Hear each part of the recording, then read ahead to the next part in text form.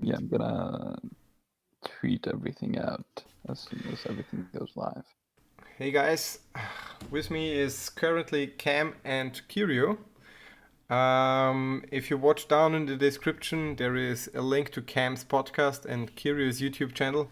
Also, there is a link for ChunkyB and Captain Bayeee. They will try to join in later, but they are pretty wrapped up. And another thing what you will find in the description is a link to a PDF which I created over the weekend. And I think it is a little bit of a discussion base ground for today, but it will not be limited to this document. It's just something what I think can give a little bit of help to get a little bit overview of the current state of the game. Yeah, for sure. Is KT already live or? I don't know if Katie is also already live because I'm about to be just All right, sweet. moment. Patience is key. So yeah, Made my awesome thumbnail, so I need to just Katie obviously needs to put the correct thumbnail in. So yeah. So we already got Mel, Hemi, and Timo in the chat on my side.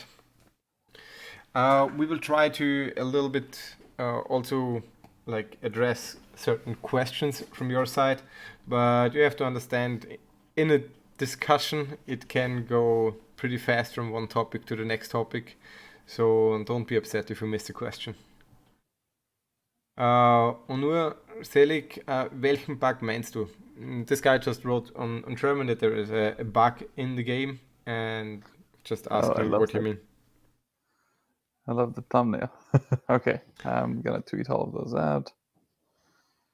Okay, almost ready to go. Okay, I'm also pretty much good. Thing going live. You should be muted for now. Hopefully. Okay, and confirm and go live. Mash, you don't have Twitter, right? No, I don't have Twitter. I have Twitter, but I think I sent out like Alright. 2 things like last year, but that's more or less it. Okay, all right. I didn't add your links though, so if you can send me a link to Mash and Cam on the Discord, I'll quickly send it before I start sharing screen. Kiri, you can check it on my video in the description. There are all the links to the link to the document, to all the channels, and so on. I mean, I was hoping you just post it in the general Discord chat. Okay. That's okay. Cam, can you do that? Because I already share my screen. 1 second. Yeah. I'm just tweeting all of those out. Tweeting this out.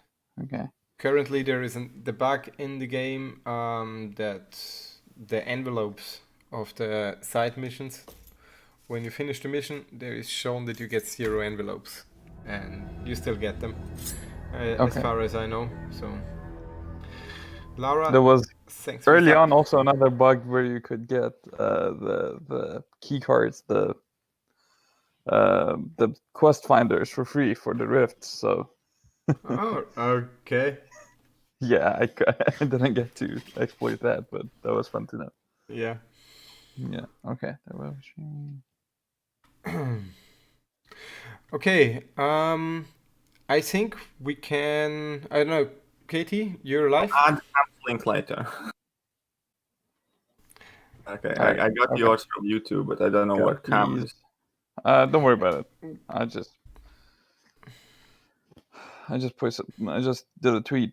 All right, let's get started. Yes. How's everyone doing? Yes. Yeah. I'm good on my side. How's everybody? Yeah. Everybody on your side? I think the US is burning down, so you know we're all having a good time here. Yes, I heard the news. Yeah. Going wild at the moment. We can't catch a break. Yeah. I'm not going to get political. it's all right. I think we're going. So I'm gonna. All right. Okay. Give me a second, guys. Now. Okay. Hello there, guys, and welcome back. So Today's stream is gonna be basically co-hosted by Mash Gaming and myself. Now, Captain Bayeee and Chunky will try to make, but they are quite wrapped up. A couple of things before we really get into the nitty-gritty bits about the stream is I will not necessarily be able to read. I will try to read as many chats, but I will not be able to necessarily apply to all of the chats. Obviously, it's going to be discussion format, and we want to try and avoid interrupting each other as much as possible. That being said, hopefully we get a very productive discussion. Hopefully you guys enjoy it. On the screen currently you can see MCOC State of the Game discussion document that was effectively composed by Mash Gaming after he had a similar type of discussion with German YouTubers, and all of this feedback is going to get forwarded to KAM. All that being said, thank you very much to everybody for joining me on this stream, and I have left a link to KAM's link is missing because he was lazy. I have left a link to Mash Gaming's stream in the video description if you want to check out his channel as well. Yeah, I think we can get started, right, guys? Yes. Yes, sir. Oh, all right. Last thing, can you guys hear Mash and KAM well? Hello. Hello, guys. I hope All right. everybody can hear us good. Yeah, I hope everyone's doing well. I hope everybody can hear as well. And the last thing that I need to do is... Oh. Yes. I hope everybody also can hear KAM and KT on my side pretty good. Wonderful. So we are here and we are ready to go. All right. Okay. I also have on my side the document open, and I tried just before the word to start off on my channel in the description there is a link to the document, so you can, if you want, to open it up and read along while we have the conversation. First of all, I tried to just get the current state of the different game modes, a little bit of summary of the external influences, and then what the perspectives are, what the frustration points are, and then address which potential implementations in the game could resolve certain frustration points and everything. I started with Alliance War. I think everybody in the channel or in the chat and so on knows the current state of it. We're fighting against the different alliance, and there is season rewards. You have a little bit of pressure due to potion use. You want to not let your alliance hang and everything, and also additionally I addressed the step limitation, that it's only refilling 1 energy per hour. That also can, for organization reasons, put pressure on the alliance. And first of all, I wanted, before we go into my perspectives, what I summarized, I want to hear from your side, KT and KAM. What's your thoughts on the current Alliance War situation? Well, I'll let KAM go first. Yeah, thank you. So I just recently stepped down from my old alliance, where we used to basically do Alliance War pushes for Masters and for top 3 and stuff like that. So, and they chose to go down that route a couple of consecutive seasons, and then the whole competitive aspect of it really wasn't sustainable for me. So Alliance Warriors right now, where I'm at, we only care about basically 100%ing the map, and it's in certain aspects it's a lot more manageable. It's a lot less stressful because if I know I die, I don't necessarily feel bad about 29 other people being let down. I feel bad about 29 other people being let down if I happen to eye them out on a path, but that doesn't necessarily happen. So I think Alliance Wars right now, where I'm at right now, with the rewards I'm getting in the current alliance I'm in, with the platinum rewards we're getting, I'm happier with the rewards because they're better suited to my progression Like otherwise in Masters, I wouldn't be getting tier 2 alpha and stuff like that. And with like having to log in and the stresses of Alliance Wars and stuff like that, like I don't feel nearly as stressed. Like we used to worry about like invulnerability boosts and like power start 1 boosts every night, whether or not they're gonna be put in store or not, or what kind of like champion boost you're gonna use, or are you gonna have to spend units to get those champion boosts. So, and I'm not a spender in the game, so all of that kind of culminated in the fact that it just wasn't sustainable for me personally. So I'm just in a better place with Alliance Wars right now. Still sucks though with defense tactics. Right, for me personally. Sorry, Katie, one question. So one of the big issues from your side was, for example, the randomized boost availability. Yeah, I mean, that was stressful. That was not like, it wasn't keeping me from doing my fights. It was keeping me from soloing my fights. Yeah. Right. Okay. Okay. Sorry, Katie. Yeah. Just quickly on the Alliance War boost availability, realistically only has some issue for me personally trying to play the game as kind of like serious as I did within the flow. Because flow, for instance, I was one of the people who had to go and solo every Mojo boss that I saw. Yeah. Without special 1 boost, that fight is improbable, especially on the old type of flow, because the point was you just don't get to level 2 quickly enough, and if you don't get level 2, you die. Therefore, even if you have the perfect counter, for instance, using magic, you were unable, unlike Cam said, not even do the fight. You were not able even to do the fight, let alone solo it. The boost made such a big difference because getting a single mana power was still probable by the time he gets to his level 3 or 2, ideally, and something. But without it, it was impossible. So, for instance, this Alliance War season, because I consistently had to go and take out every Mojo, every single one of my special 1-star boost was kind of like touch and go. Actually used kind of my last special 1 boost, the last war that I had with NY, for the last Mojo boss. Outside of that, my personal feelings towards Alliance War is the fact that the game mode itself is just stale and outdated. When the seasons introduced, Alliance War got competitive. It was and what Alliance War had was monopoly on high-end rewards.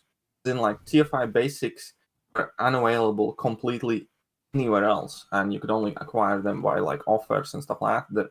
There was no tier 5 basic in AQ, hardly any tier 5 basic in any other content in the game outside of Alliance War. And then Alliance War had a lot of meaning, it had a lot of competition, and many people had no choice but be super active and take kind of like part in Alliance War to the best extent that they could.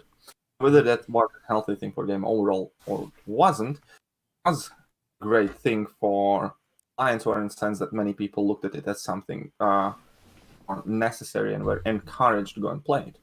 Currently, the amount of energy, stress, resources that a competitive Alliance War requires nowhere near worth taking that money, time, energy, or resources and either reinvesting it in your prestige, thus getting higher AQ rewards and getting your tier 5B there, or just flat out buying the offers. Everything that you can win, even if you finish in top 20 in the world, a season of Alliance Wars, you can get in a single offer, or maybe 2 offers, like $3 or so.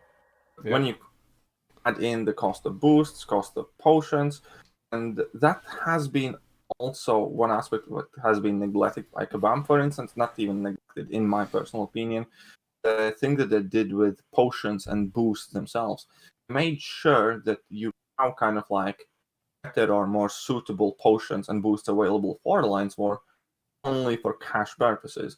They have updated Glory Store 3 times in a row without decreasing the cost of Alliance Potion. It didn't add the new Alliance Potion. So that only kind of like adds into the point, because Alliance War has a lot more cost associated than the reward can come out of it, even if you finish somewhere in top 20. Yes, that's something. Yeah, I think. Go ahead, sorry. No, I totally agree with it, because especially in Alliance War, I think there is a lot of pressure which players in general and alliances put on themselves because it's more or less the thought that it's required to achieve a high rank. But taking a look at the rewards, they're not worth it. For example, we are playing in an alliance which is at around the top 30 on Alliance Quest, so prestige wise and stuff like this. But in the same moment, for Alliance War, we don't really like pressure each other in general, because we know that the rewards are not worth the frustration over it. Yeah, and like with what Katie mentioned with Alliance Wars, used to having like exclusive rewards, used to having some of the best rewards in the game.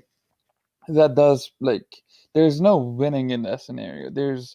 You either have an alliance ward that has a monopoly on high end rewards, and it basically kind of forces people to play, and then we've all had people who basically burnt out because they were feeling forced to play alliance wars, and I feel people getting burnt out from that aspect kind of burns them off from the game as well, rather than just from alliance play. I feel it feels a lot worse to have a game mode where you're forced to participate, and if you choose not to participate, you're just losing out on just super meaningful rewards. And then another aspect that he brought up was the selling of the new potions and the new boost, which I agree with. Like it's crazy. Like it feels really bad that these potions and boosts are only available for units, but at the same time, it is a form of selling convenience, and selling convenience, unfortunately, is like one of the main monetization methods that free to play games use, which sucks, but it's a business. Yes. Quick kind of add overall what the Alliance Wars that I have been, I think, preaching for like last 3 months is, considering how much history and divide there is about Alliance War in general. Yeah. I'm not saying the whole game mode should necessarily be scrapped, anything like that, but I think BAM, at this point, we're reaching season 18, 19, something like that, right? We're gonna be in 20s soon. They're all the same by now. They're all the same. There's nothing fresh, there's nothing new. And when Alliance War Seasons came out, initially the simple fact that it was something new got a lot more people excited. Yeah. Yes. I don't know. I had movies, for instance. You make the first one, it's awesome. Second one must be good at least as well, so you have a certain level of expectations. By fifth one, you refuse to accept it as a die-hard movie. To kind of like with Alliance Wars, because there's not really anything changing significantly. I know KAM tried with their Alliance War modifiers, which considerably worse and less enjoyable. What I'm trying to say is maybe it's time just to approach different format for Alliance Wars. Because me, KAM as a company seems to be afraid of trying out new and interesting things. About take a pause, take a pin in the whole season thing, but organize a tournament. Yeah. Or something else with Alliance War. Because everybody's stuck in the dogma in the game that, for instance, your Alliance War and the Alliance Quest team has to be 3 people. Does it? It only is assumed so because KAM made it so that you can have 3 champion slots. Questing team is 5 people questing team, and that's how you build your synergy teams around. Is it necessarily always be all end all just because that is how it has been up until now? Same with Alliance Wars. Like, do we need to blindly carry on doing what we have been doing, even if people are bored from it? There is actually it's risky to change things up, but it's kind of like testing purpose thing just to see community's reaction to it. Because KAM tried out a tournament, nobody would slate them for it. Whether it succeeded or whether it failed, the whole idea that they're trying to keep the game refreshing, in my personal opinion, would be appreciated by the community. Yes, actually, you say the point there, which I was already considering like around 2 years ago, about the team size with 5 or 3 team members or something like this. And I was thinking it actually would be a cool mechanics if there is, for example, a certain story mode where you can put, let's say, a primary team in there, and then you can choose, let's say, like 3 secondary team members, which you're not able to use in the fight, but their synergies are Synergy, activated. To Exactly. Or there is nothing making a really complex variant where you're allowed 7 team members. Either some parts are longer or the requirements are higher or whatever. yeah. 7. For Or one like, why specific do we piece of even content. need an alliance wars that's 30 versus 30? That's like, I feel that aspect of it. Also, like the whole aspect of putting pressure on 29 other people, on 20, like feeling the guilt from 29 other people on you. Why do we need that 30 versus 30? Like, why not do it 10v10? Why not do it, smaller scale? I actually, I think Professor Skill last time made the suggestion in the German conversation was like, in general, it would be cool, for example, also on Alliance Quest, and it's in principle the same on Alliance War, that you just can say, there is just per battle group just 9 people. That means 3 people per Alliance War or Alliance Quest can take more or less a day off. You know it, everybody knows it. Like, you want to go on vacation for 1 week. And then it's like, oh, but I need to check Alliance Quest. Or I need to leave the Alliance for this week. And that's frustrating. Yeah, definitely. And I feel like that's even worse with Alliance Quest because there's no off week with Alliance Quest. You basically do it every week. You do the same thing every week. And like, especially with map 6 and map 7 and the higher maps, the demand for your time is so significant. We'll get into that for sure, but yeah, there has to be like a life game balance. Map 7, this is going to be again extremely subjective. I generally don't relate to people who say it takes that much time. Once you have gotten to the rhythm, legitimately, I have to log in the game like about 3 times as much before. Yes, I agree on map 7 on this. I have the same situation. I heard from a lot of people that map 6 takes a lot of time because of all the node restrictions to each other. But map 7 in general, if it's organized properly and from an alliance which is playing purely map 7, I expect that they are organizing it properly. But there I really like, as me for example, before I go to bed, I clear section 1. I get up, before I drive to work, clear section 2. After work, I clear section 3. And on the evening, before I go to bed again, I clear section 1 again. So it's like 3 times login to clear the map. For me, it's quite similar as well. It's a little more difficult for people in the Americas, though. It's like for us, you basically gotta be done with your section 2 before going to bed, because there's not that much time after you wake up. Mm-hmm. Yeah, so it I think map 7 for myself, I don't have a problem with it, but I have heard enough people saying that it significantly impacts their lives, their like personal lives, their work lives. But honestly, I think that somebody's late and it impacts my life. Yeah, honestly, I think this would be resolved so easily, in my opinion, because currently the Alliance Quest time period is 5 times 24 hours. That means if you are starting one map late, one day in the week, the last day will be shorter. If you just add an additional 12 hours to this cycle in which you're able to do the 5 days of Alliance Quest, every time zone can adjust when they start properly and are flexible to do it as they wish. It's by a lot of alliances are not just one time zone, though. Yes, I'm in an alliance where most of the people are from the US. So I think like overall, the 12-hour addition 12-hour window, I think is definitely quite a decent solution overall. But obviously, I don't understand why KAM is so opposed into putting timers into like 45 minutes or 40 minutes. I actually, for potential improvements on Alliance Quest, I have energy timer being reduced to 30 to 45 minutes. Will provide more flexibility for the battle group. Timers say they can let us start with 5 energy and have maximum of 7 energy or something like that.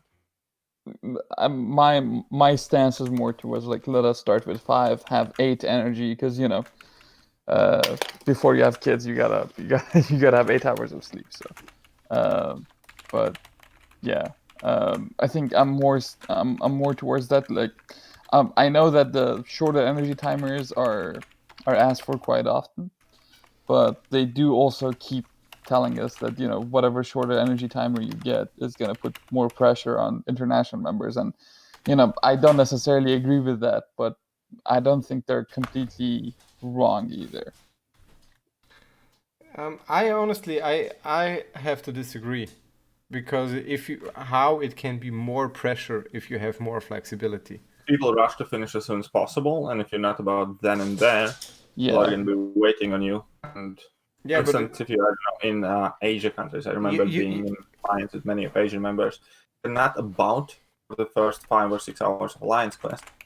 The time they're not about is all more than the time I have left in my day being in UK.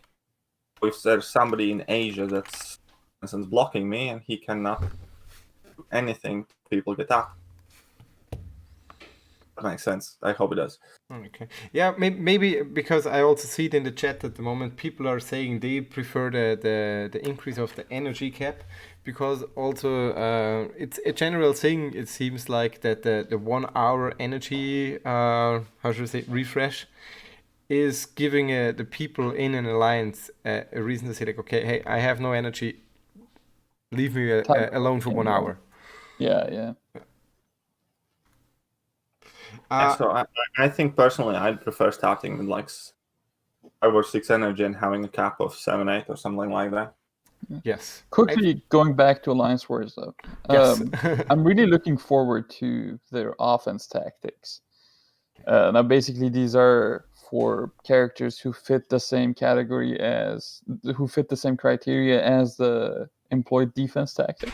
Mm-hmm. But also when fighting characters who also have that same defense tactic. So like, for example, if you're fighting a Mojo with a magic, right, both control characters, you get some sort of boost.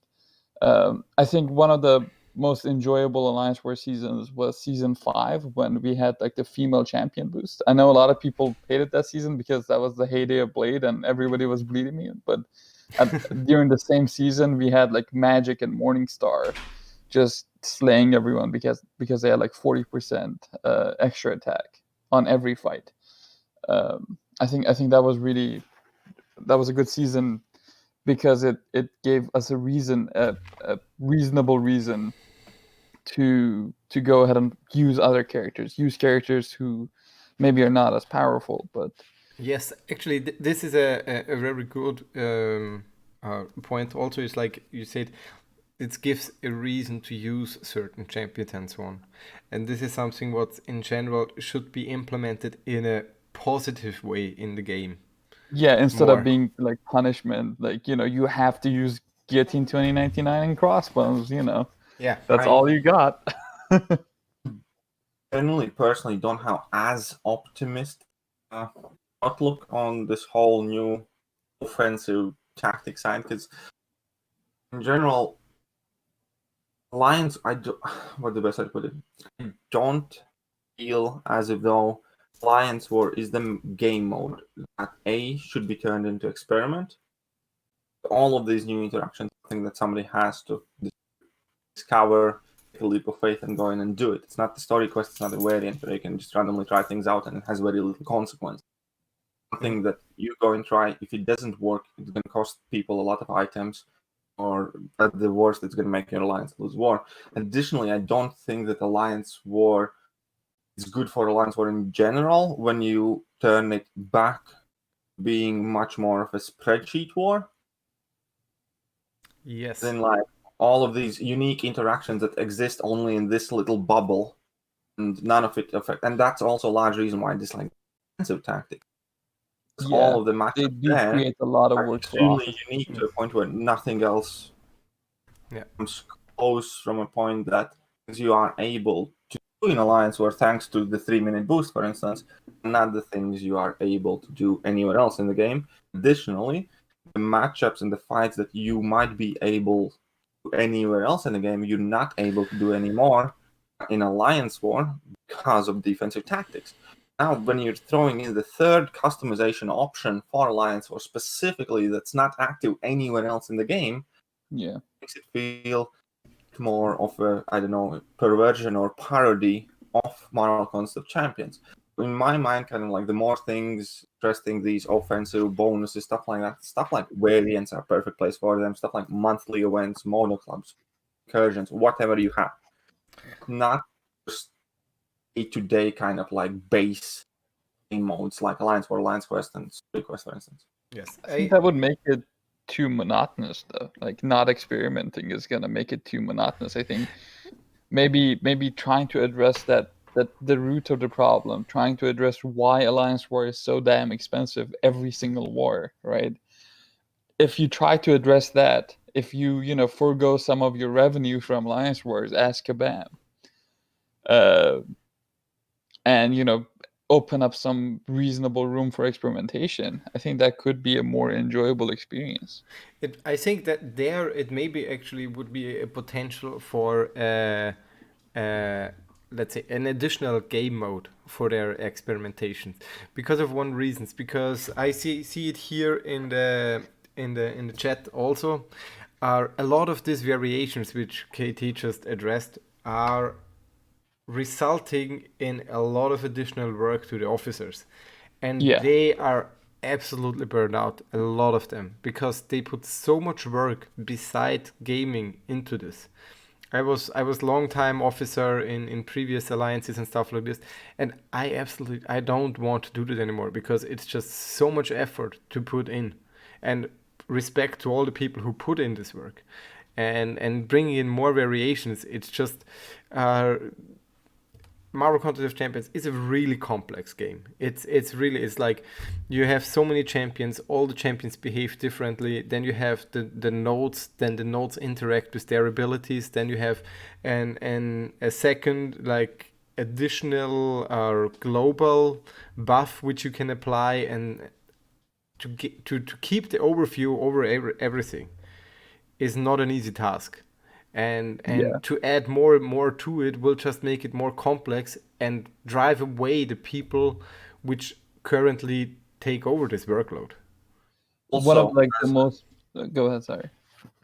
I'll be also as an additional negative to this expanded kind of narrative on Alliance War customization and experimentation, because effectively Alliance War, no matter what says, is not about fun. It's about winning and finding the most effective path. Therefore, the whole reason why these defensive modifiers have failed is because there's always one strategy that's more effective, or even if it's not the most effective strategy, there's always going to be one strategy that's perceived as more effective. As in, like, let's say if Kenobi uses one defensive modifier, and you get beat by Kenobi, and Kenobi is like the first place alliance, and it's like, oh, they must know what they're doing, and whatever that defensive tactic they pick, for instance, is gonna kind of like go over, and pretty much everybody's gonna start using it.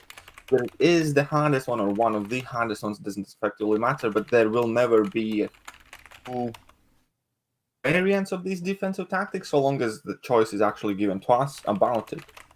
Yeah. If you're interested in winning, so you're interested in making the map as difficult as you possibly can for your opponents, therefore you're going to pick the most effective defensive tactic over and over and over and again, so long as you have choice. Obviously, that will also mean you will only have the same offensive bonuses, and there's going to be very little experimentation left to you after like the initial period of time. Yeah. The point about officer burnout though is definitely crazy. Like, especially I used to run map 7 lanes for my alliance. Like, I used to assign lanes and everything like that. So basically having to get on the game 3 p.m. my time every week at a different day during the week, because Alliance War is an 8 day timer.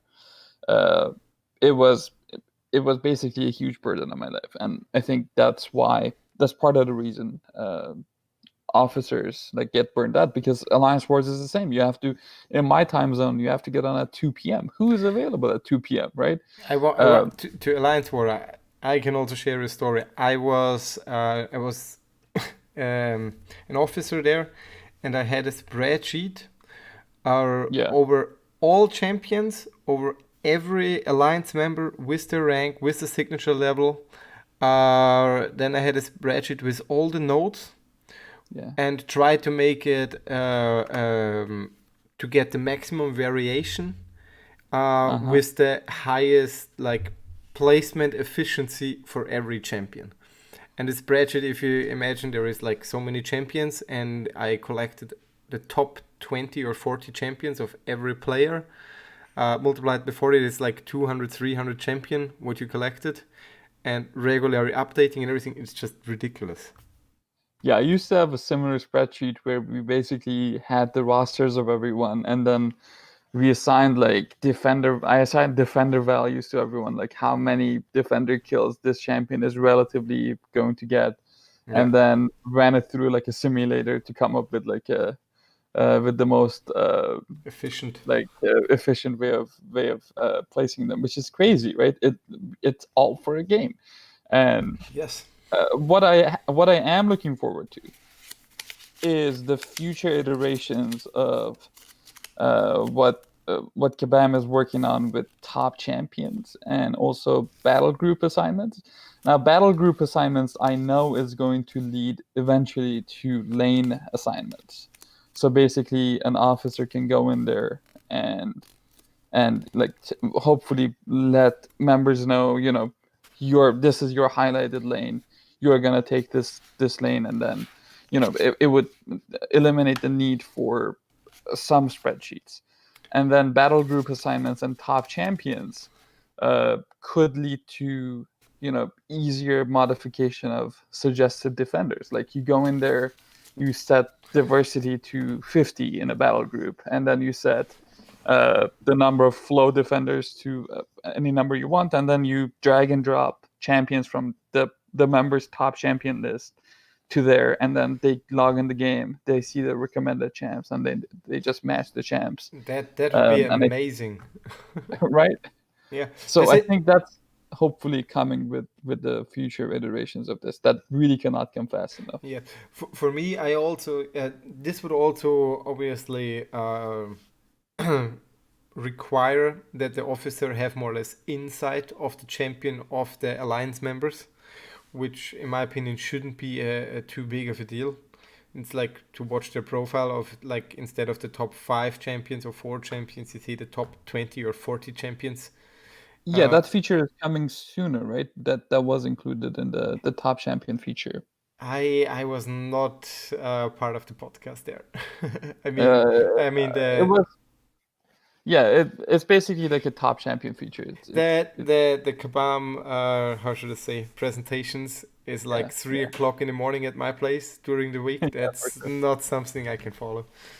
Yeah. But what, like, just as a simplified feature of this, which I, for example, would really appreciate, is that I just press a button and say, place the defenders identical as last time.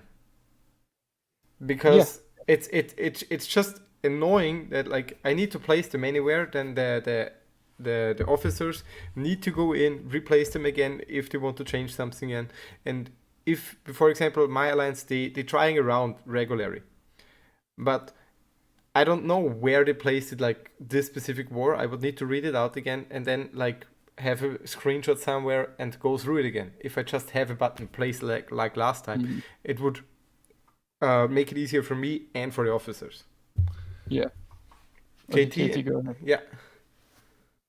Well, first things foremost, I absolutely must acknowledge that top lad coming in, kill for fun, and dropping out 2 bucks. So huge thank you to that. And very, very brief answer what I think about KT's and Seats in videos in regards of the whole B word discussions or discussions.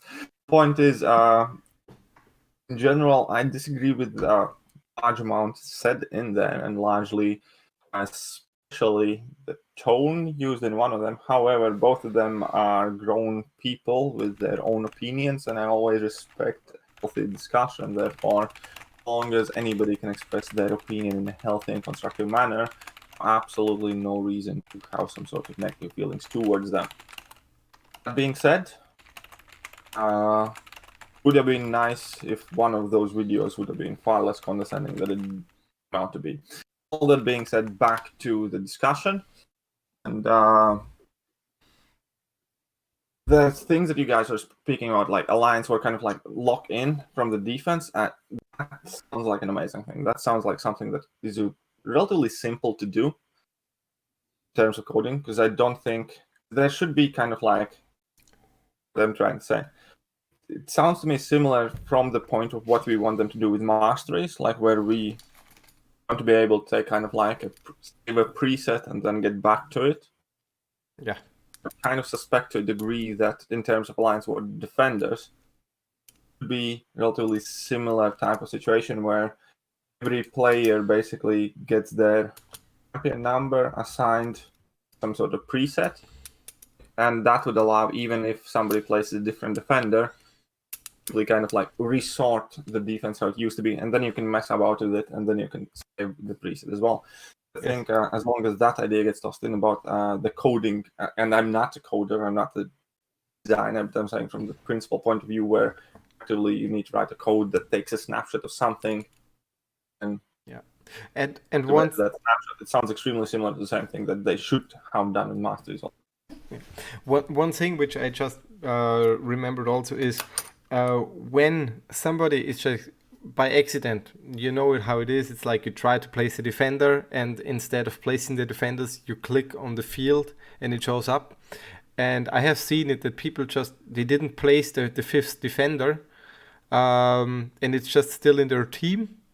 They think they're done with it, but the officer just has 4 champions available, even when he sees the 5th champion more or less in the Alliance War defense as in the like overview. So now the officer, if he is not able to reach out to this player because he is limited of the access of the game, will not be able to do anything with this 5th defender. I don't know if you know this one, what I mean. Yeah, sometimes it's not just the one. Sometimes people just forget to drop all of them and stuff like that. And obviously, if you don't immediately catch up on it, and somebody, let's say you're busy, you're at work, you know, you need to drop your defense. You think you drop your defense, and you don't pay attention, knowing that especially if there's no AQ active, you have no reason to check the game up until later on when phase starts. It has happened to me like once a couple of years ago, but it's not a frequent issue. I think it would be a nice, neat quality of life change. It's not something we should kind of like stop by too long. Yes. I will quickly go over the frustration points which I noted. I think most of them are already covered, but one which is like, I think more for the beginner and intermediate players is beginner which are in an alliance, which are not aware of individual impacts of the game and or have different expectations on the individual players. It's a frustration level. On the casual players which are in an alliance which with set goals and set expectations on themselves, Destiny fight have a higher impact due to related impact for the rest of the alliance. Feeling of letting them down, feeling of not being good enough, frustration potential. There, I think there is something what I addressed for players. I think it should be important that they know what they are capable of and what what their goals should be. It's difficult for newer players if they, like, for example, play in map 4, map 5, and they're not getting through it. They all the time use items, and it's like it's burning them out. I hear it from a lot of like medium tier alliances, and there I think it should be addressed inside the alliances to either this person which is also dying and stuff like that should consider changing the alliance. Because they are playing on a too high difficulty for them. And it's not a shame or anything. And a lot of people try to get in a higher difficulty to progress faster. But this can bring a lot of frustration with it. And a lot of people then think KAM is causing this frustration, while in the same moment they are targeting content which is too difficult for them. And there I think it's also a little bit of responsibility of a player to choose the content which is fitting for them. It's just... Sorry, I'm about to say something really nasty about it. Nasty, something that many people will definitely speak against. Before I say that, huge thank you to Sendar, who posted and said defense should be officer chosen. Players get to pick champs that don't get placed. Officers can choose anyone else. Defenders get placed if players are online or not. Need autoplays button too. I think this is something KABAM can build on at the moment, where everybody kind of like the top defenders, and out of those top defenders, I think officers should be able to choose any 5 and kind of like autoplays them, perhaps. But that is something that could come. See it going that way. Yeah. But again, that would a lot officers back, which is something we try to avoid. I think really good. Yeah. It's a decent shot. I wanted to say something about Alliance War and Alliance War difficulty in general, and that feeling of letting down your players. That aspect of Alliance War entirely depends on your perception of it. For instance, for me, when I was deadly serious about Alliance War, that was the most important thing about it. That was the reason why I kept playing the game at that time, because Alliance War was the only game mode that could get my heart racing and knew there are consequences. It is not only the aspect of I'm letting 29 people down if I fail, there is also an aspect of pulling 29 people if I solo the boss. The Alliance War in itself has the one game mode where your error takes outside of you having to revive. In AQ, so long as you can finish the path, okay. Die in any kind of solo quest, it's okay. Die in Alliance War, it has consequences. And now, I do not inherently agree. I understand that point where, yes, it feels happy if you let people down. I have definitely been there. I have been the reason why my alliance has lost the war because I failed the fight. And I have been the reason why my alliance has won the war because I managed to solo the boss. I think the problem with Alliance War currently is the system the Alliance War is set is that feeling last for minimum 3 days or 2 days, because war effectively takes place over 2 days. And then only in third day you get to quote-unquote redeem yourself if you messed up or whatever. Or, and the worst, if it was like a very significant war, the feeling lasts for the entire season, month, which is, I think, just more so the fact that you might be letting your team 29 teammates down. The fact that you're letting them down next weeks, for instance, they're going to be living through the consequences is the problem. Your mistake carries over for the entire season, potentially. Yes. I think that's the slow pace, the slow burn of it is what burns the most, I think. Yes, and I think there you also addressed like a very really good point because it's all about your perspective of it, and that's something what I try to also document in my paper, that it's like it is a player's responsibility to choose something what he feels comfortable doing with it. If he sees that this is putting him under too much pressure because he is dying, because he's getting this pressure, then he's playing the wrong game mode. He just should move on to an alliance which is fitting more for his skills. Because what does it help if you're in such an alliance? You honestly, in some situations, you're dragging these people down, even if you don't do it on purpose. I think there can be a balance, though, right? There can be a balance of the aspect of alliance wars that's where you're pulling your alliance mates up, where like in contrast to the aspect of alliance wars where you're pulling them down, you're letting them down. I think like saying that the people who are having problems with alliance wars as a game mode, like fundamental problems with alliance wars as a game mode, should maybe like go look for a different alliance. That could be just a band-aid solution at times.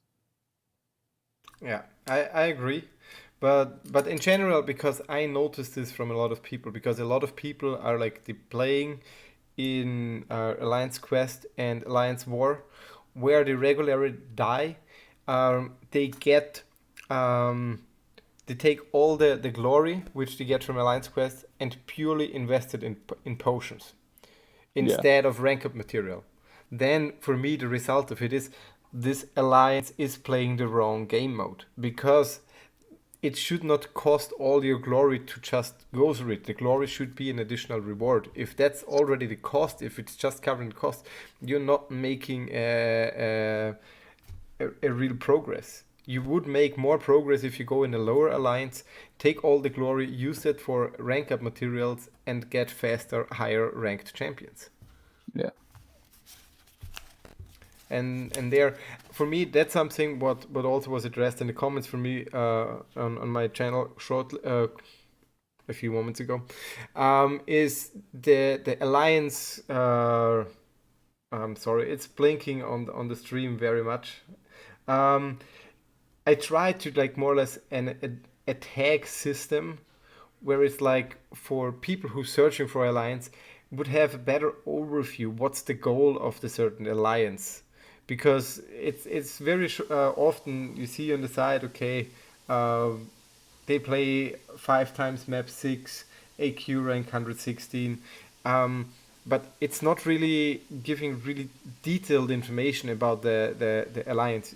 With a little bit of a tag system, you would be able to help people find the correct alliance for them, I think.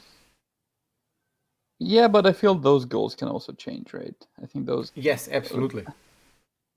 I think in the ideal world, you want every alliance in the game participating in every game mode, but those game modes are just tailored to those alliances, to their level, to their progression level. So like even a bronze level alliance should be able to get some level of enjoyment out of Alliance Wars in the ideal version of the game, right? Yes. No, I absolutely agree. Yeah. Okay, I don't know. We want to have some quick closing words for the Alliance War and move on to Alliance Quest, because we're already talking since about We already an covered hour. some of the Alliance Quest stuff too, so. Yeah. And the thing is, because they are, let's say, I don't want to say similar, but they are similar but still different. They have some overlaps, I would say. There's quite a lot of overlap. Yes. I think even at the end of the day, Alliance War is still more fun than Alliance Quest, because Alliance Quest is all just down to prestige and everything. Yeah, but this is actually a thing which I think is this is just for, let's say, us and players, because for other people Alliance Quest can be quite tricky, and as I said, I know from alliances which use all their glory just for potions and revives to get through the content, but in the same moment their approach to it is not, oh, I'm making an alliance quest or alliance mission which is too difficult for me. Their approach is then, oh, KAM is making it so difficult, so they earning more money. Mm-hmm. Yeah. And this is something I think there need also to be a little shift in perspective on let's say like the middle tier players, because they're end game players. If they are on like high competitive difficulties on Alliance War, I understand if they say, okay, that's for KAM to make money, this special nodes and stuff like this. But on lower tiers, I think there should be a shift on finding the correct difficulty for the player. Yeah, and without kind of like mincing about too much, I don't really have too much input on lower tier AQ at all, ever. I can apologize, but effectively within kind of like first half a year, what I actually did in fact do like map 1, map 2, whatever, And we had this kind of situation where we were able to complete map 2 on days 1 and 2, but day 3 map 2 was already too tricky for us, like because we were in like small alliance. So I immediately left that alliance to a map 5 alliance that was getting tier 4 class catalyst fragments, and I have never done anything less but the hardest map of AQ since. As in, at this point, cannot remember or advise any person about how to deal with map 5 or 6 because it has been changed 3 times over since I actually played it. My perspective on Alliance Quest in general is like extremely kind of like heavily towards worst KAM can offer, basically, like as in prestige race and map 7 daily, no questions, no excuse kind of thing. Yes. The prestige race, I even if it's like one of the biggest points in this, I want to address just a little bit down the line because this I think will be a really huge discussion, and I absolutely don't like it. But in general, I see your point because I more or less have the same situation. Since map 7 is out, I think for 1 or 2 months I just like had where we played map 6, but elsewise we all the time played map 7.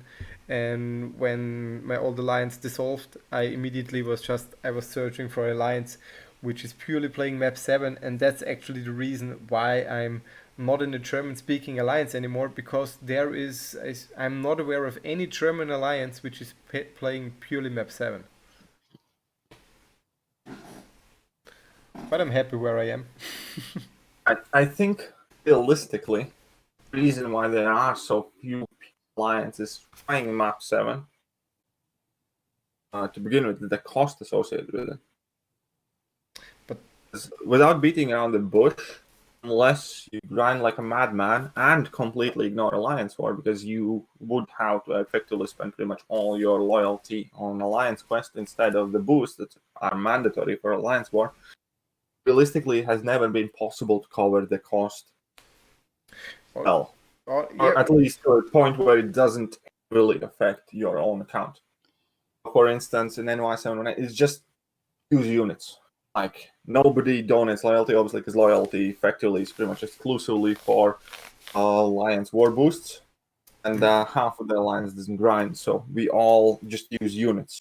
Therefore, it immediately has cost associated to it, which is a huge deterrent, in my opinion, let alone the difficulty bit of it. The desire to try it. I was lucky at the moment currently because I always had a long-term deal all the time running that I donated the gold and the other people donated my glory. I have 1 million glory because for the difficulty we play in Alliance War, because it's on a lower difficulty, I don't need boost. I run through the map with Domino Trinity without requiring a boost. So I don't have any like spending of it. And for Alliance Quest, we play map 7, and only if I really mess up, then I need to use items on map 7. So I have full glory, my boost storage is full, my potion storage is full, my revive storage is full, because I don't need any of it. But why is it? Because I was organizing it correctly with the paths on map 7, and I chose the right alliance, which is having the focus on Alliance Quest and not on Alliance War. That's why, for me, that's all totally full. It's still a little crazy, though, with Alliance Quest that we have to pay to play game mode. Like, I understand the economical aspect of it. Like, you do want to have barriers to rewards in most games. Otherwise, the rewards wouldn't be as good. But I feel the fact that we have to pay for it just doesn't seem right. Pay to play game mode. Then kind of like pile on KAM a bit more. It seemed like a reasonable thing up until like once map 6 came out, the donations kind of like group already, and then it wasn't realistic. Like a medium amount of time available for the game to actually cover the cost without paying. I remember map 6 first being introduced. Like, I remember we were also exclusively doing map 6 at the time. where I wanted to get, where I think the whole kind of like idea now is getting much more merit of Alliance Quest should be free for all. Yeah. Was when Kabam started giving these lower maps for free. Then how come the map 5 and 4 yeah, free? I can understand maps 1 and 2, like get people interested in it and get in there to begin with, right? Yeah, yeah.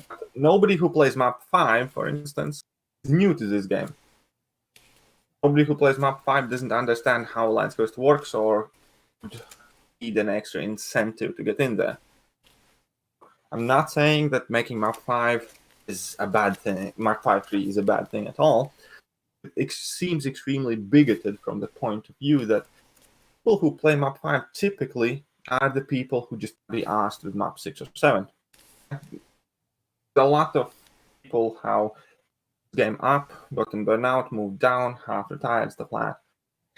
I think a lot of people who playing map 5 are actually people who are, let's say, a little bit like ex-endgame players, which are like, yeah, I just want to play along a little bit, but not so intensively anymore. I think maybe that's a move to get them more into the game again. Yeah, exactly. And at this point, when map 5 even is free, definitely can agree to a point when it doesn't seem right anymore to how people pay for map 6 and 7. Yes, no, I agree. I would appreciate it if map 7 would be free. The thing is, it's a little bit, how should I say, because besides the cost of it, it's, let's say, for some alliances, it's a gamble. Because they say, okay, hey, we don't know if we can finish map 7, but we want to try it. But first they need to invest, and if they don't finish it, they more or less, they lost a lot of resources without the proper reward for it. I understand it, but it's also not easy for alliances to say like, hey, we want to try it out once. Maybe we are able to do 1 or 2 days of map 7 at the beginning of the week. And I think that's a really crappy experience for the alliance you're describing, because they do, like, alliances like this do exist, and they are progressing alliances, right? They're alliances who want to be better at the game, want to progress more in the game, but investing resources and then not being able to finish it I feel that's a counterproductive game design right there. Yeah, I agree. One addition I want to make to it, maybe I'm making myself unpopular with some of the higher alliances. Any alliance which has a proper expanded roster, in my opinion, when they play map 6, they can play map 7. It's just a matter of organization. And overall, based on my experience, map 7 takes a lot less time than map 6. I can't really speak to that because haven't done map 6 in a long time. Yeah, me neither, but I know it from some people who say they need to log in 7 times a day because of the node restrictions, because there is much more nodes than on map 7. Map 7, if you remember back when it was released, I think had around 3 times as much nodes as it has now. Yeah. Map 7 was horrible the first week. Then they reduced the number of links, and then they made the links a lot harder. So it was a give and take there. Yeah. Yeah. Okay. I may have missed it, but did you guys address prestige situations? No, I wanted to take that, keep that as a last point on the Alliance Quest topic, because I think that's a overall issue which currently takes overhand. Yeah. Okay. KT, I think you can address it really good, because you made a video about it in general, and I don't know, have you seen Brian Grant's video about how his perspective as a free-to-play player is in general? Yeah, I watched pretty much all of the videos about it and stuff. But you mean specifically for Prestige at the moment, right? Yes. Well, here is the biggest problem with Prestige, and I'm not going to mince words. Since transition to 6-star meta, 6 stars affecting the Prestige, because I think Prestige costs a measurable amount of money. There's just no way to put it. It doesn't cost 100, 200, 300, 400, 500. It doesn't cost $1,000 a month. It costs tens of thousands actually in currently. Kind of like quote unquote high-end or competitive kind of standard. What I mean by it is simply the fact that as a version, let's say I'm one of the smallest spenders in my alliance, right? Well, Prestige was largely found highest Prestige 5-star champions, which can be acquired by Arena, which is not that impossible to get and dupe even in Koala Crystals. As in, obviously, it'll cost you money, but let's say if I have $100, then reason to assume that I'm going to pull probably the featured 5-star. And the 6-star, but the 5-star, right? That cost isn't still astronomical, and so long as 5-stars were the cap of it, you could hold on your position with either considerable amount of work or relatively reasonable amount of money. Especially because 5-star signature stones are not common by any means, but are not that hard or that expensive to purchase as well. But from a position of somebody who has purchased pretty much every single 6-star signature stone offer that has been outside of the last one, which I made a video making fun of. Fact of the matter is, even that doesn't matter. Even if you're not free to play, even if you purchase every single offer that has the item that you're looking for, it doesn't matter. Why? Because Prestige is in 6 stars, and only way to target and increase your signature level on the 6-star champions is enormous amount of Koala crystals. I come from an alliance where some of the biggest accounts in game. I will not exaggerate that on some of those champions, people do drop money. They drop in tens of thousands. To affect Prestige, because then they don't go for need to pull this champion as a 6-star, because they know it very well that even if they have it as 6-star, or even if they go for the 6-star and dupe him, because Kabam isn't really giving any signature stones, they keep opening Koala crystals until they get that 6-star champion 600 to 620 to 660, which is impossible without investing tens of thousands. For instance, in a span of say half a year, first 6-star and 3 champions started to appear. I went from about 8th or in top 10 in my alliance Prestige, flat down 28th. Yeah. That's within a line, that's within like half a year, and that's with me still spending several $100 a month on all of the offers that are related to the... This also can be connected and, let's say, walked back also on the gifting event with the tier 5 class catalyst, because this was a catalyst which was not available in the game. Cam, I think you was aware of it. I think pretty much around 1 year ago, there was an offer for $100 for, I think, like a 20% class catalyst or so, or it was in July last year. Not July, I think in August. And I addressed it and say, like, I'm currently not comfortable with the amount of class catalysts which are able to be purchased compared to how much you're able to get in the game without spending. Yeah. I addressed it already like 1 year ago. And that is my biggest personal gripe with the game right now. If there's one thing that I could alter in the game, the one thing that has drastically shifted in the game is amount of resources you can earn compared to what you can purchase. And I have multiple times in my video stated that today, moral cost of champions, it doesn't matter if you play the game. Then if I quit my alliance, stop doing any new content, just open the game for one purpose and one purpose only. It is to buy everything in sight. Nobody cannot spend comparative amount of money, but does all content plays for the best alliances, will be able to catch me. They put more TFI class catalysts in offers, and they go out in AQ, AW, Acts, Abyss, everywhere else. Yes. They have put far more 6-star signature stones in offers that you are able to earn in Abyss, because that's the only place where there are 6-star signature stones. For whatever reason, like Act 6 didn't have any. That's That's crazy, the right? problem. Act 6 not having any. Yes.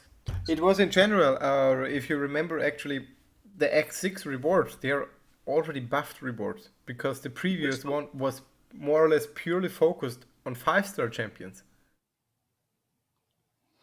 See, that kind of gets into the complicated relationship between how fast the game is going versus how fast the players want the game to go, right? I love the fact that Act 6 rewards got buffed, but I also am scared, and like my fear is kind of backed by the math behind it, that you know, when we go down this route, players are going to expect more and more rewards, more and more like linear progression from Act 7, and then more from Act 8, and then by Act 9 we're going to have, you know, be done with 6 stars. We're going to be moving on, and I'm not sure how much of that the game can take and how fast they can take it. Okay, but here is also like a relative comparison. It's not that we're getting more, or there's a problem with reward increase, which there could be. I'm trying to point is there has been a shift the resource availability from a point where the game was at a level of maximum what you can have is max out 4-star or rank 3 5-star. Yeah. Had explore Act 4 in order to acquire your first rank 4 5-star. For a really long period in time in game, situation was where if you have explored Act 4, you have 1 rank 4 5-star. If you have completed Labyrinth, you have 2. If you have explored Labyrinth, 4. If you have purchased all of the offers, you have 5. Obviously, then slowly but surely the speed increased. Yes. And that was the state score. That was the fact that you couldn't have purchased more of your high rank champions by completing the content. Similar situation was with Act 5. Because you could have 79 rank 4 champions if you had purchased all of the resources. The only way to have first rank 5 5-star was to explore Act 5. Period. There was no offers, no nothing that would even come close to you being able to take champion to rank 5. That's kind of like the next progression. Yeah.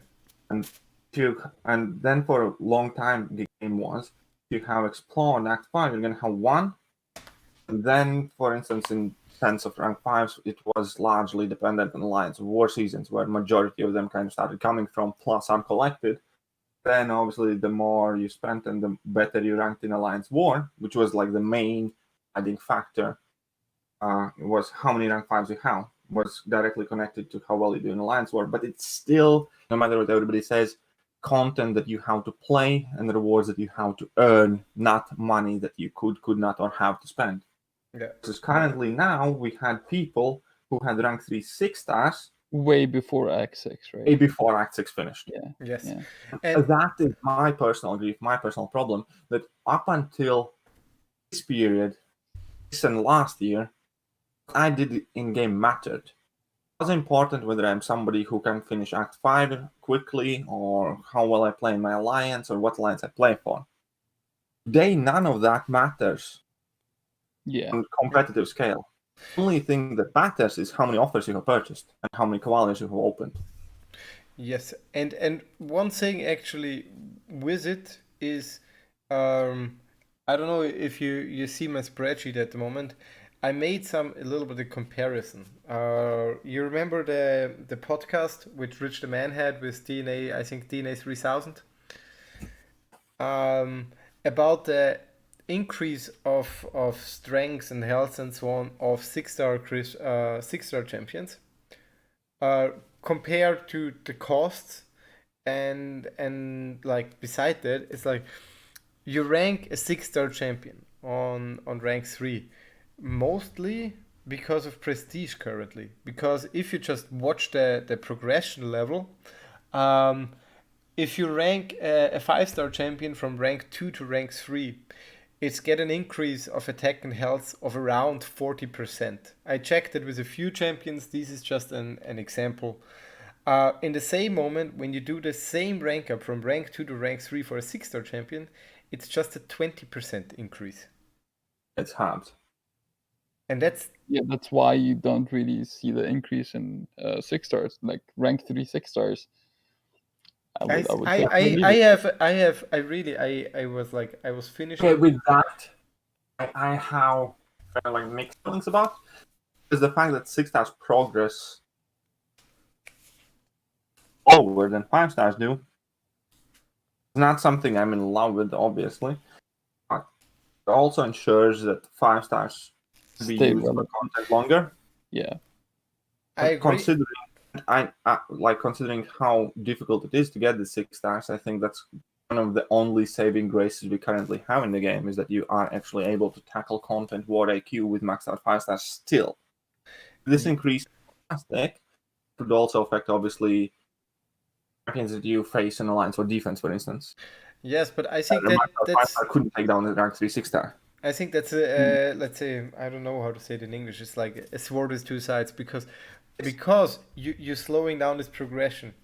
I think this is something what went wrong in the game design in the past, because they needed to slow down the progression because they offered so much tier 4 tier 5 class catalyst in offers and everything, and notice that so many players suddenly would be able to reach, instead of one rank 3 6-star, suddenly they have a whole team. They can place a whole defense with rank 3 6-stars. If you would have just one, and it would be, let's say, the normal, let's say the previous increase of strength and health, like with the 5-stars, okay, you would face one in the Alliance War defense, but not 5. And there it went wrong that it was accessible so fast, because now they needed to design it accordingly, that they are not growing too fast, because otherwise 5-stars, as you said before, would lose their value in the game. Oh, you can approach it from that point of view. I personally think what has gone wrong is how 6-stars got introduced in the game to begin with. Starting from the ways how we can acquire them, and ending with the disparity of, once again, of spending people and non-spending people. The 6-stars were made. I think Star and I did a research into this, where we looked at the timelines for 6-stars versus 5-stars being made available to purchase, like in terms of GMCs and in terms of calves. And basically, for 6-stars, it took about half as long as it took 5-stars for 6-stars to actually end up being available for purchase, which is also think there crazy. is additional circumstances, like obviously the half timeline, which you just said now, Cam, 100% spot on. What accented the problem even more is at the time when 6-stars were released, how no way of targeting said 6-stars outside of, again, dozens of thousands in Cavalry Crystal. 5-stars were coming out, still had those old featured 5-star hero crystals, because realistically, even right now, today, you don't need 100 6-stars, just like you don't need 100 5-stars. You realistically need 10, 20 champions that you want to invest, you want to rank, and will help you progress in the game. Therefore, when we had control, and like, at least, not that I'm saying that previous featured 5-star hero crystal was perfect, we had larger amount of control over what our accounts acquire. And when we saw a champion that we thought could benefit us, we had a reasonable chance of acquiring it via these featured crystals. Therefore, most of the kind of, like, let's say, my new 5-star rosters had a couple of duped god tier champions. Let's say out of 20 champions, typically almost everybody had a couple of duped good champions people wanted to invest in. Why? Because we had ability to target them. When you look at the 6-star rosters, they're extremely, extremely sad. Because unfortunately, the odds and the math are not anymore in your favor. You cannot target them, therefore you don't have anything to rank. And even if you happen to acquire these rank up materials that are available in Abyss, you don't really have much to do with them, and that just breaches the gap further, and that increases the disparity of 6-star situation even further. That not only you will have significantly less 6-stars, you have no way to target, therefore the situation of your account is entirely up to RNG, which statistically speaking will mean that your 6-star roster will look shit. Yes, Yeah. that's actually something what I don't know, I don't have it in the document, but something what I addressed in the previous conversation. When 6-stars got released, I was in a really good position in the game. I had we had an alliance which was properly functioning in alliance war. I had saved a lot of 5-star shards and so on. So I had good access to 6-star shards and everything. And at the beginning of the 6-star release, there was a higher, how should I say, a higher chance to get a good champion. The availability of the champions, there was more good champions in there than bad champions. So when the 6-star champions got released at the beginning, I got a lot of good pulls. I got Domino, I now have Corvus and so on.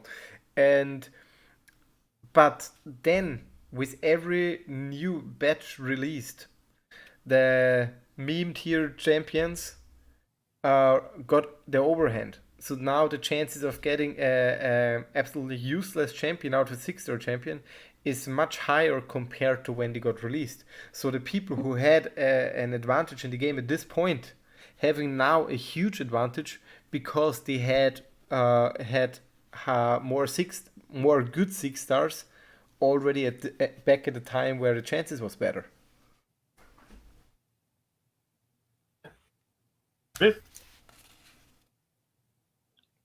So there clearly has to be some intervention when it comes to 6-star rosters progress in the game. I sincerely believe that is going to be one of the downfalls of this game. Yeah. That's, like, in my opinion, like one of the kind of like go-to things that KAM needs to address in 100%. The way and the speed to acquire 6-stars in this game free. Yes, and also a way to increase accessibility, for example, for 6-star stones. Of course, that goes without saying. For free-to-play players. It's like, as I mentioned it in the previous stream also, Brian Grant is like, he is a really invested free-to-play player. And affected a really invested free-to-play player is nowhere near of being able to compete with paid players. It's just wrong. A really invested free-to-play player should have at least the chance to reach the level which paid players can reach to a certain point. Obviously, not the full extent, because paid players having such advantage. Principally, it should be full extent. The thing that paid players should have larger advantage, obviously, is the nice, neat, amount of champions. Again, free-to-play players should never have access to 150 6-star champions at this point in the game. For instance, realistic shouldn't happen. There has to be a reason to spend money on the game, be able to get these new champions quicker or whatever, so on and so forth. Yes. The fact is, again, this is exactly the same issue that I mentioned before of how we can visibly notice the shift of KAM's priorities when it comes to their marketing and resource availability has come, because Brian Grant was able to maintain his position in game at Act 4, was able to maintain his position in game at Act 5. Later chapters of Act 6, comes 6.4 and anything onwards, he says, I cannot try for Legends run because I don't have rank 3 champions. Yeah. Realistically, can make it. no point day or a couple months ago, anywhere in future, no matter how much time he spends in the game, he will ever be able to get into a end competitive alliance and kind of like top 10, top 20 AQ or whatever. Yes, but you see, you can really clearly see the circle there, because you're not able to get in, let's say, the top 10 AQ alliances. You will not get the additional tier 5 CCs. In the same, Eventually, that would even out. The issue is not tier 5 CCs. Eventually, like, no matter what pace, again, as long as you can get 5 champions ranked to the max progression level, quote unquote, have a shot.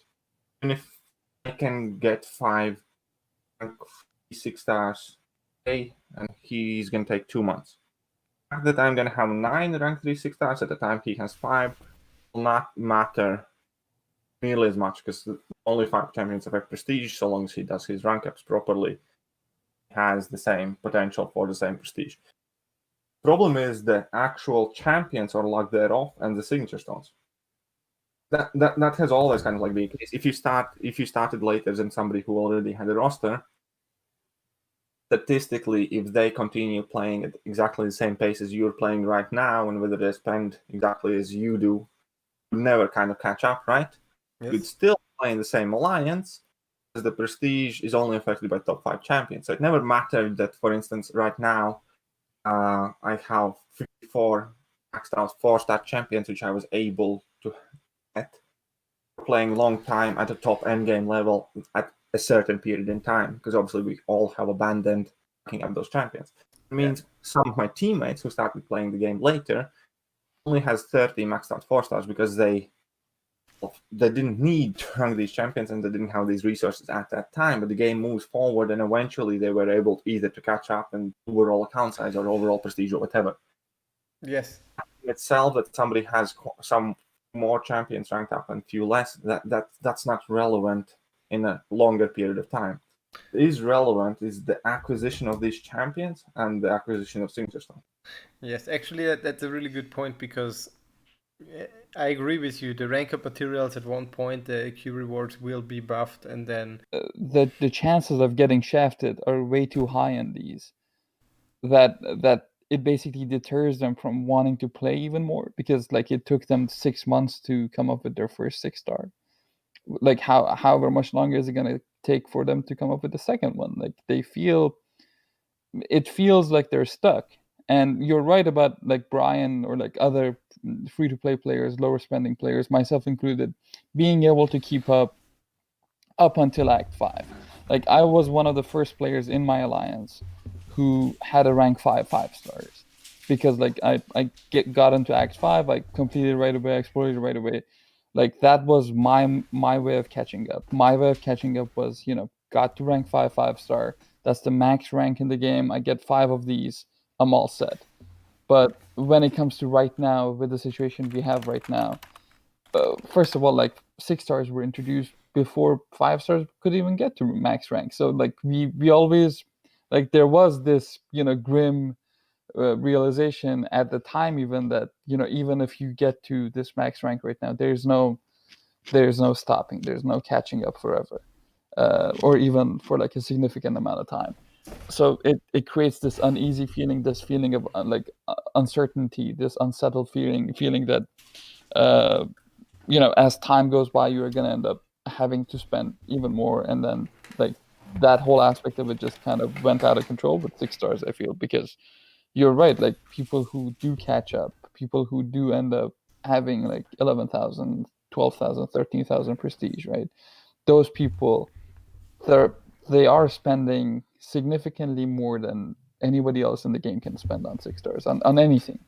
And like good on them, but also at the same time, that's not feasible for most players in the game.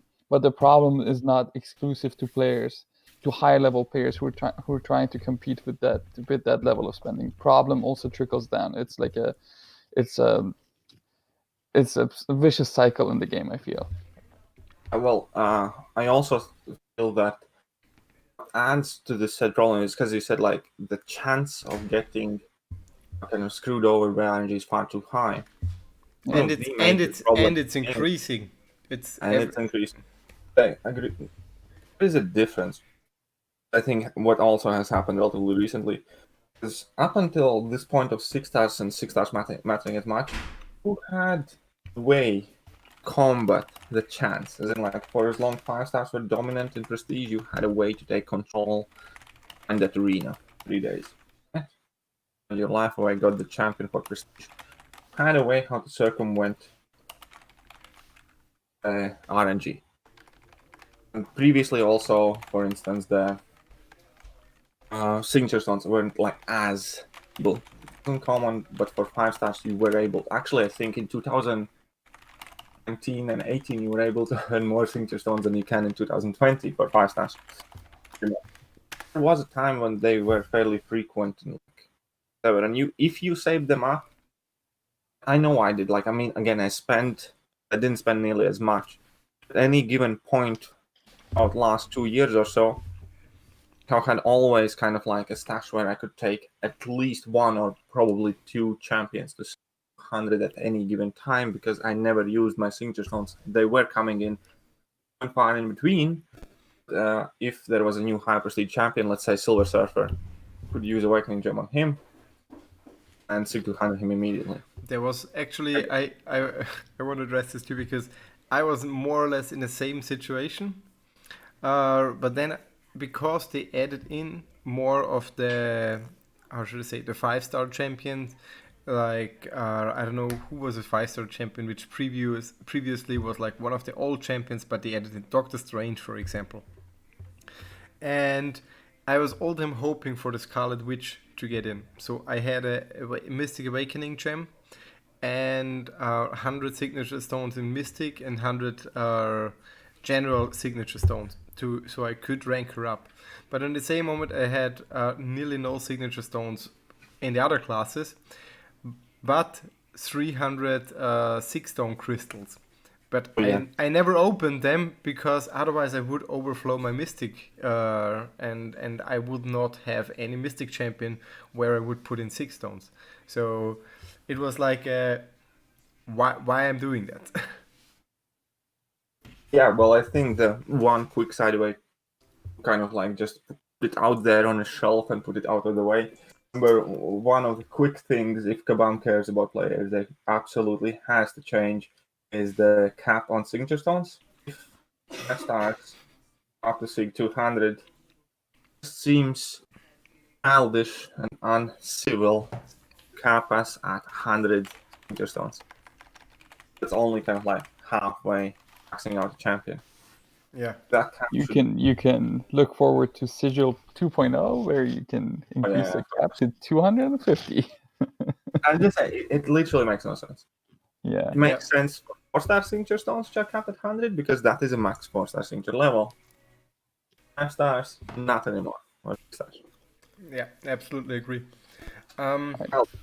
Really annoying, out of touch or whatever. I gotta head out because it's almost lunchtime here. Gotta make sure the family actually eats. But thank you all for having me on. Thanks. It was really interesting to see your point of views, and also some of your ideas. I really think they're pretty good, especially with the Alliance War. That's really good options. I really like. Yeah, hopefully we'll hear more from Kabam about the long-term roadmap. That should be coming out in a week or two, I assume. Yes. In general, this document for everybody who wants to know, I already talked with Kabam Cell about it. I will forward it to him. He said he will go through it. He cannot promise to respond to it. That's, Kabam policies. That's not something he can decide. But he's interested in it and so on. We'll badger them enough so they respond. Don't worry about it. Yeah. And I also want to forward him the recording of the stream because I think it's helping them also to understand a little bit the frustration and the thought process the players go through. Yeah. So, right. yeah. I'm gonna be heading out. Yeah. Have a good one. Thanks for dropping on by. Yeah, everybody, KAM, link to his podcast is in the description. Yeah. KT, when you have to go, or you have no limits at the moment? About half an hour, something like that, because Yeah. my girlfriend's patiently waiting. Yeah. Yeah, we can try to wrap it up in like half an hour. In general, it's an interesting discussion, but I think we Yeah, I know what you mean, and we can always take a part 2. yes, that's Maybe, for instance, after the roadmap gets released, we have a discussion. yes. Saying the things we like, don't like, would have done different, think of, but are great or whatever. Yeah. One thing I wanted to ask you is like, would you have any ideas on how it could look like if you want to target champions? Oh, what I wanted to say, number one thing that I had been thinking of making a video, but I haven't gotten around to for now, it would be a very simple, superficial, yet effective change. And that is change the featured 5-star hero crystal time from 3 months to 1 month. Cut it down from being 24 champions to being 8 champions a month. So effectively, you'd have 20% chance landing on one of the last month's features. But in the same And then moment, but in the same moment, you don't have so much 5-star shards collected, so it's like because one of the reasons why they said they reduced the percentage chance for a champion is because the current accessibility of 5-star shards is so big, and it's like a limitation that not everybody is getting their champion that easy, more or less. I don't like the explanation for it, but that's their approach. But still, towards if you don't want to check it from 3 months to a 1 month, you can still do it for every 3 champions, thus for every 6 or whatever. Saying just over the time frame, and it technically, statistically is the same kind of like thing, except in this case you have more of a control for like which champions you want to go for. Yeah. The structure of the crystal doesn't change. The idea of what they represent do not change. At the same time, it just increases your chance to target one specific champion. It doesn't increase your chance getting a featured or anything like that. I understand why they changed it, because we were starting to acquire 5-star shards at a pace where effectively, if you are playing the game seriously, you could more or less get every single champion from them. Yes. They don't want to get to it. I understand. It's certainly not the case with 6 stars right now. Yes. One option which was discussed was like, I don't remember who brought it up. I think it was in one of the chat rooms from the CCP. But this is not something restricted. This is just something like thoughts bouncing around. It's not from KAM, I have to say. It's from other players.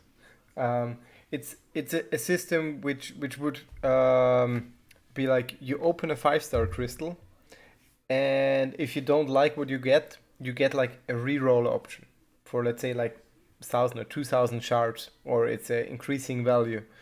So you don't have to spend another full 10,000 shards to reroll, but you increase the chance of getting a champion you could use. So, yeah, that's just a thought which got dropped. I don't think I think it's effectively kind of elaborate version of Nexus Crystal, for instance. And if we discuss that option, I think much easier and reasonable is just to increase the availability of Nexus Crystals. Yes, actually, in my opinion, Nexus Crystal, it should be easily accessible. There should be Also, a Nexus Crystal. There's a good point in my chat over here. It says it really all comes down to the most champions being useless, and I kind of agree. Yes, me too. Because if there weren't as many horrible champions, your ability to target specific champions wouldn't be as important. No, nearly as important. As in, like, if all of the or majority of the champions would have a certain use, and let's say, okay, you have your 5 meme and 5 but incredibly great champions. Everything in between would be much tighter together. Yeah, it doesn't need to even be the best champion, not like a new Chorus or something. But if you watch like Gamora or somebody or She-Hulk, she's like a champion which was before meme here, and she has the spots where she shines. And a lot of people, I think, including you, like picked her up and played a lot of content with her. And Still for do. me, I rank her down and I rank her back up, and I still use her for Alliance War and a lot of stuff. yeah, and I wrote one of the topics is like balancing of champions are in progress, but compared to the amount of champions which would require a rework, it's way too low. Reducing the champions to one per month of new champions, but add one additional rework would speed up the rework process and would make champions much more user friendly. Okay, so with that, at the time we're gonna get accused for defending Kabam.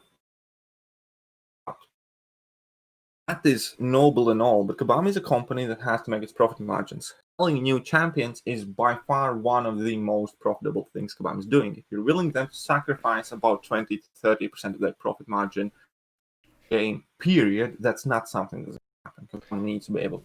Yes, so, I agree with you. So that's period. It's not going to happen. Yes. Put it out one champion a month.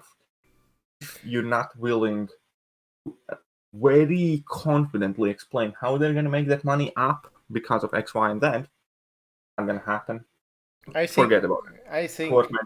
I think you can say, I don't know the exact number, but just a rough guess.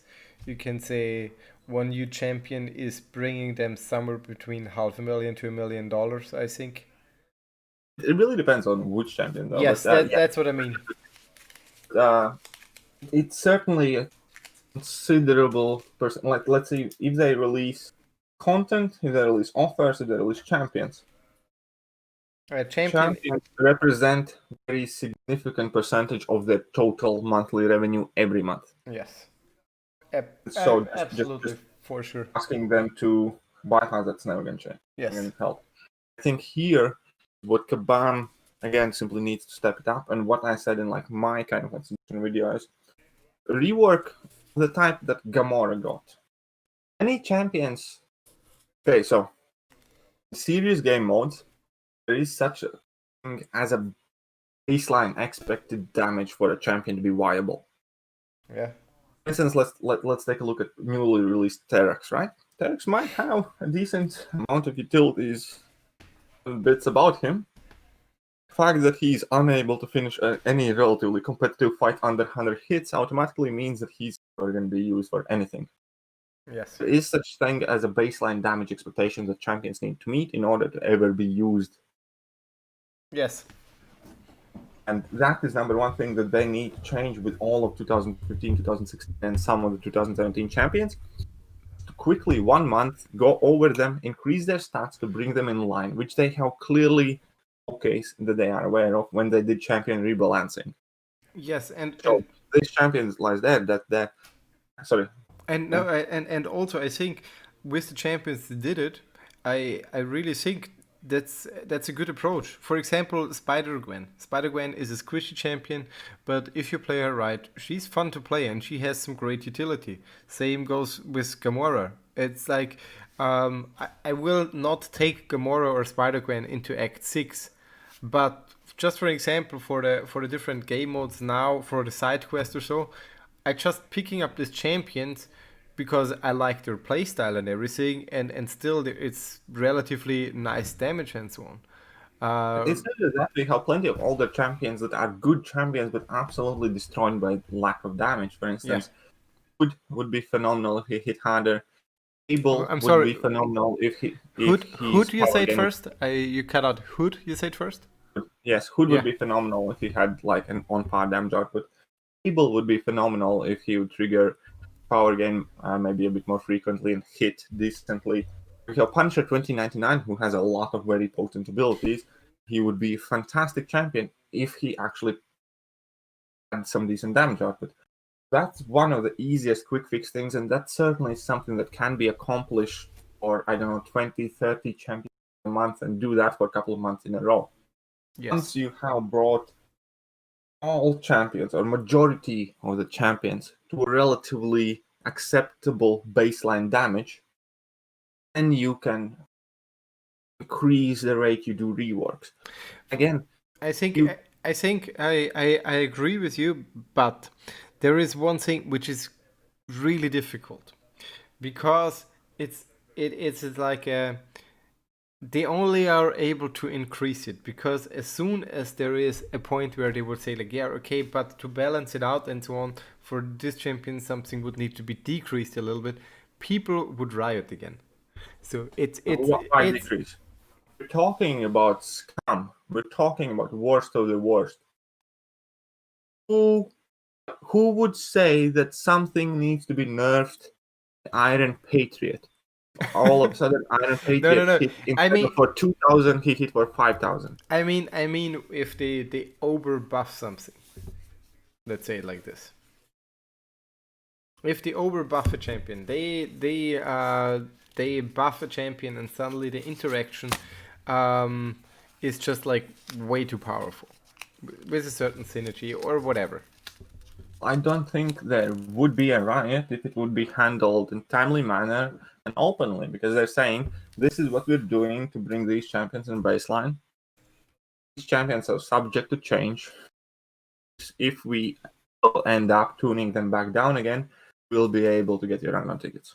Yeah. Don't forget, these are the champions nobody would spend money on. They already have them. Yeah, Buff you 10 agree. all champions, nobody has financial investment in them. But that's there you address the point, which is also maybe a reason why there is a lack of motivation in doing it. Yeah, certainly, but we're past motivation. Like at this point, there's so much crap going on in community, and everybody's so angry at Kabam. If that does not motivate them to pick up the slack that they have neglected in this game for 4+ years, nothing will. Yeah. If legitimate answer, you have a crowd of players with torches outside waiting for you to fix the game, and if you will dare to approach the window or balcony and say, I don't feel motivated right now to do so, guess whose house is going to get burned down? Yeah.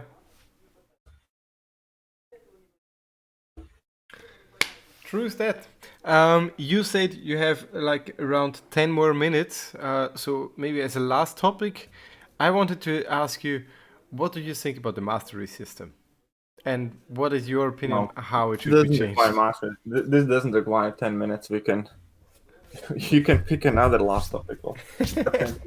Masteries haven't been really touched far too long, far too ineffective, and the fact that I have to pay units with masteries and do it frequently because my mastery changes are effectively mandatory by alliance, war, defense placements, and stuff like that. Mhm. The fact that I have to associate a unit cost with it, something that I find wrong, but I would be willing to live with it. The fact that I have to spend 15 minutes doing so, no. Yes. Yeah. So for me, the big issue with the masteries are currently is, as you said, it's taking ages to change the settings. And additionally, because of the way the game interacts in the mastery setting, it's very easy to make a mistake, in my opinion. It happened to me more than once that I accidentally put an additional point into a mastery which I didn't want it. And then Especially because it's a boring process and you're not exactly focused on it. Absolutely. And then it's just like, thanks for the sub, Patrick. The problem is then you then need to reset the whole page because you put 1 point wrong. And that's really frustrating. Are long overdue. That's a simple. I don't think there's anything else to be discussed on this one. Yeah, for me, Mastery templates are long overdue. Yeah, for me, my personal choice would be if they want the mastery settings change to cost units, I would approach it like this. I would make the player available 3 slots. In each they can have a different mastery setup, and changing within these just, let's say, costs 20 units or something like this. And if you want to readjust a new slot, okay, then you have to pay the units and so on, whatever, if that's their goal in it, to limit it with units. But then you just have 3 sets. Switching costs 20 units. You have a fixed value. It's taking 10 seconds, and then it's done. And with 3 pages, You know what? can. At this point in game, like honestly, I swear to God, at this point in game, it's overdue that if they were to do it tomorrow exactly the way I want it, I still wouldn't want to say thank you and say fucking finally now go and deal with the actual problems in the game, because this is a thing Yeah. just so stretched out. There is even masteries which are like with a question mark to be added later, isn't it? They're still in there. Yeah, for like 3 or 4 years now. Yeah. Only masteries that got added was Double Edge on. The only masteries that got added 2017, I think. Yeah. 2016. Yeah, and they changed the mastery of willpower. The bottom 3 of Despair, Deep Wounds, and Assassin. Those are newer ones. Yeah. Just as it were, basically. And there are obviously more issues with masteries, as you mentioned. Yeah, I do agree that there should some new ones come. Maybe like variations of Deep Wounds with Incinerate, Shock Cults, and whatever. Like, Yeah. plenty things they could do. There is so much things they could do, yeah. Some shakeup is needed. Also, additionally, I think maybe not necessarily mastery points directly, or at least many mastery points. I think it's well overdue the increase of level cap. Yeah, you saw Dorky Dave's approach to it with like an more or less limitless, and it's like a milestone system where you get a small reward. Yeah, I mean, like, it's better than nothing. Yeah, of course. I wouldn't say like limitless. But yeah, at this point, 60 means nothing anymore. Yeah. Because there's such a huge discrepancy between level 60 players that it has lost its all meaning. Levels in this game represent nothing. Yeah, and then you get tons, because they have still so much old parts in the game with the different crystal. And that is one of the things that, for instance, personally frustrates me. That is direct definition of neglect. Yeah. Neglect. So many parts of the game inevitably get outdated, and they keep adding stuff. There's all of these objective stuff, like for instance daily objectives. They're cool, but did we really need it? I think it would be much better if they revamped the daily or whatever. Like, you know what I mean? Yes, this is something. For me, something what's totally outdated is the daily event system, or the 3 daily event system and so on. Because if you check out the crystals, the lesser solo crystals or the greater solo crystals, like, what the hell? yeah, and no, I spoke about it. Yeah, like why do I need new hero crystal shards? If they are giving me a crystal where at best, as in like jackpot, best case scenario, is a champion that I can still not bring in Act 6, why are they giving me those crystals? Yeah. And like then you get a lot of 3-star 6-stone, 2-star 6-stones, experience boost. Like, awesome, thank you. That's what I needed.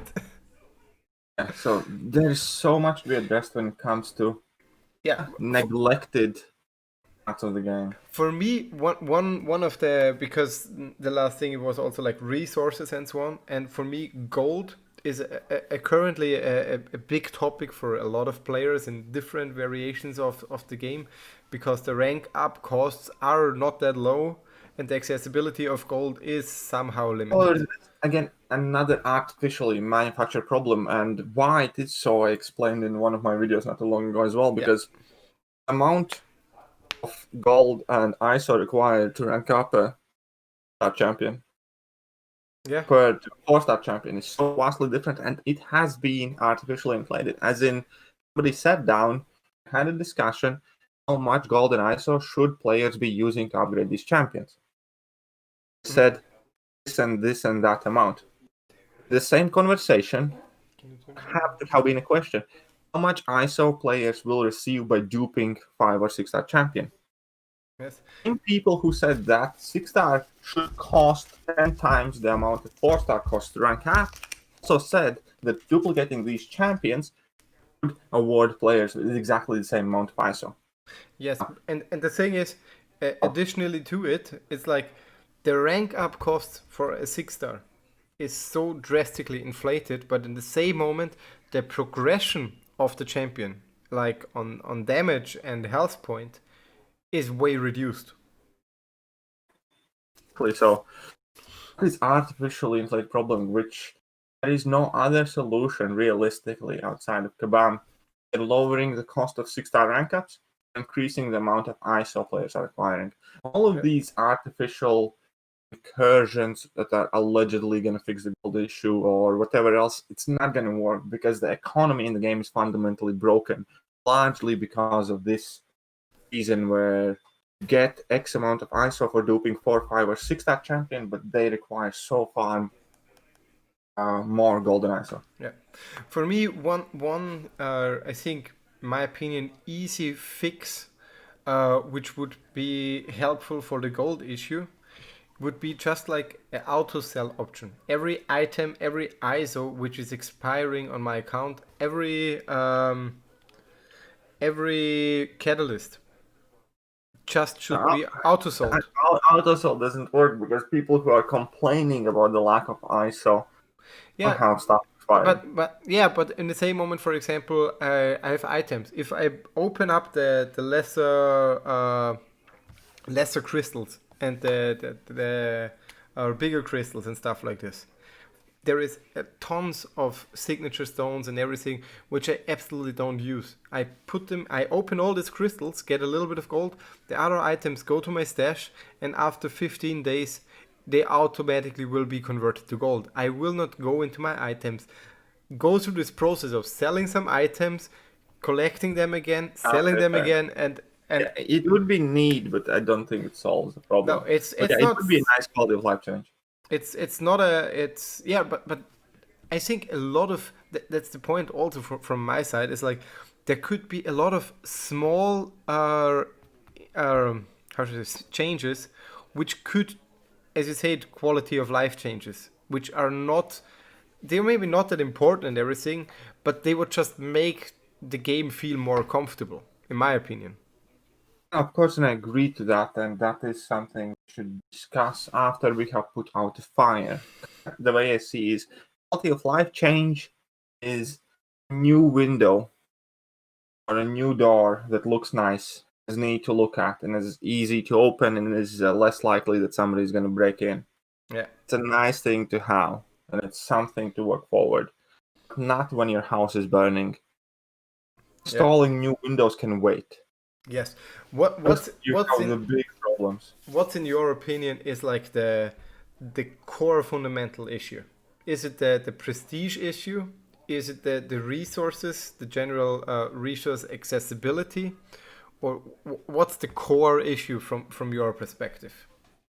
I hope this is good. I think for me right now, the simple fact that this game doesn't matter. The amount you buy vastly outweighs things that you can earn in this game and the relevance of them.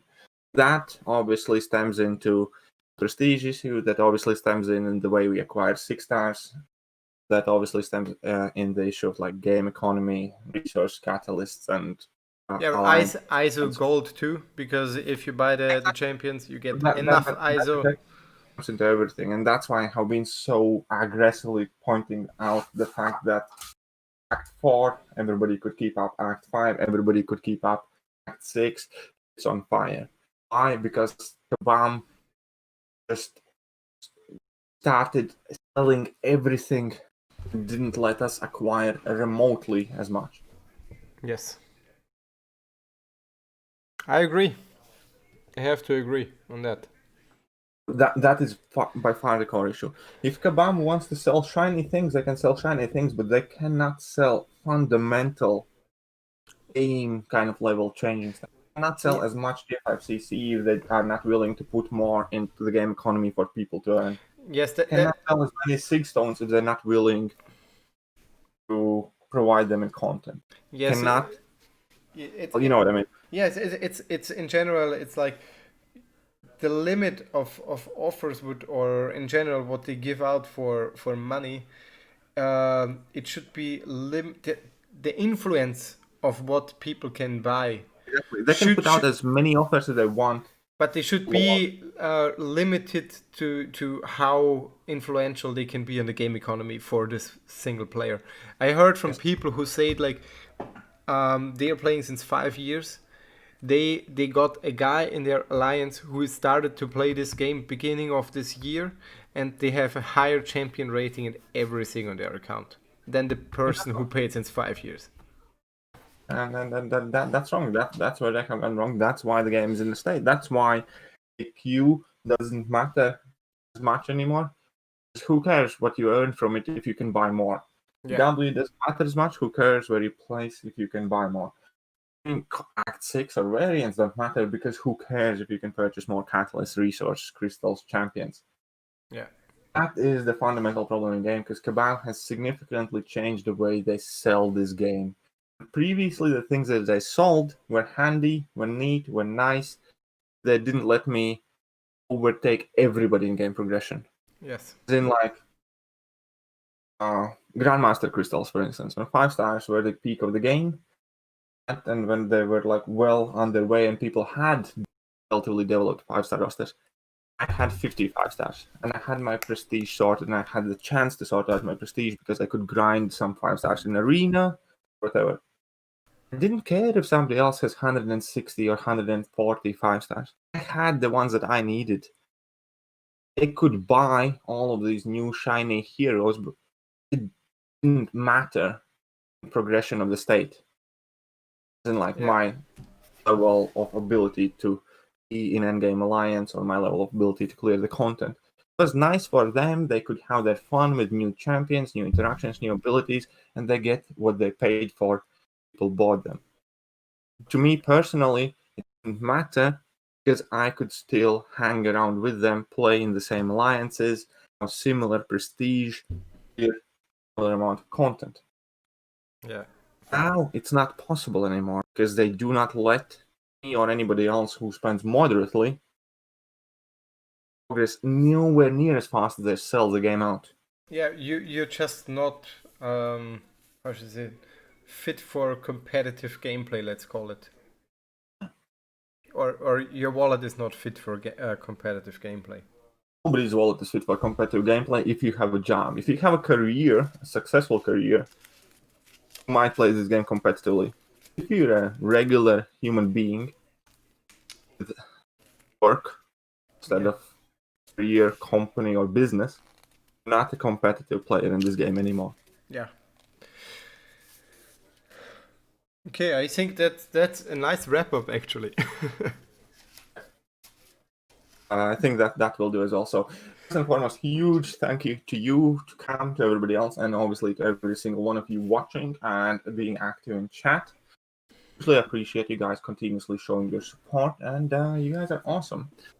Now, match. I hope this actually maybe to any degree somehow does benefit the future of game, and somebody in Kabams listens to at least part of it. But, yeah. Thank you guys. I will forward this to Kabam, and also my document. I will obviously adapt it based on our conversation we had now. Before I send it to Kabam, I will send it out to KT, Cam, and everybody again, and then I will forward the document too. And I agree. I hope it will have an impact. I hope it will help Kabam getting a little bit an insight of the player's perspective, because I think a lot of the time they lost the perspective of the players of their game. And yeah, for everybody who is watching our conversation and so on, don't take the game too serious. It's a game, and yeah, hopefully we will be able to catch up on the paid players and everything, and we will have a more evenly matched playing field again. I'm really looking forward to that. And also, thanks to KT and Cam already left. Everybody who's watching the recording after it, Link to everybody who was participating is in the description, and hope I will catch you next time.